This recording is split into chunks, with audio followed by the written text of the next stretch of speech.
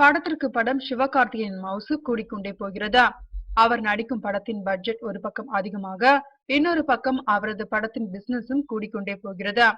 சிவகார்த்திகேயன் நடிப்பில் கடைசியாக வெளிவந்த படம் மான்கராத்தே. இப்படத்தின் பிசினஸை விட காக்கிச்சட்டை படத்தின் பிசினஸ் 2 மடங்கு என்று கேள்வி. சிவகார்த்திகேயன் நடித்துள்ள காக்கிச்சட்டை படம் வருகிற 27ஆம் தேதி ரிலீஸ் ஆக இருக்கிறதா? தனுஷின் வண்டர் பார் நிறுவனம் தயாரித்துள்ள இப்படத்தை எஸ்கேப் ஆர்டிஸ்ட் மதன் தமிழகத்தில் வெளியிடும் உரிமையை வாங்கியிருக்கிறார். சிவகார்த்திகேயன் நடித்த வருத்தப்படாத வாலிபர் சங்கம் மற்றும் மான் கராத்தே படத்தை தயாரித்து வெளியிட்டது மதன் தான். தனுஷ் நடிப்பில் வெளிவந்த வேலையில்லா பட்டதாரி படத்தையும் எஸ்கேப் ஆர்டிஸ்ட் நிறுவனம் தான் வெளியிட்டது.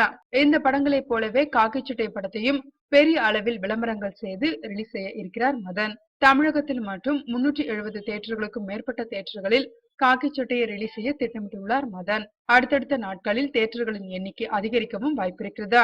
சிவகார்த்திகேயன் நடித்த படங்களிலே அதிக தியேட்டர்களில் வெளியாகும் படம் காக்கிச்சட்டை என்பது குறிப்பிடத்தக்கது. மான் கராத்தே படத்தை 330 தியேட்டர்களில் தான் வெளியிட்டிருந்தனர். அதைவிட 40 தியேட்டர்கள் கூடுதலாக காக்கிச்சட்டை படம் வெளியாக இருக்கிறது.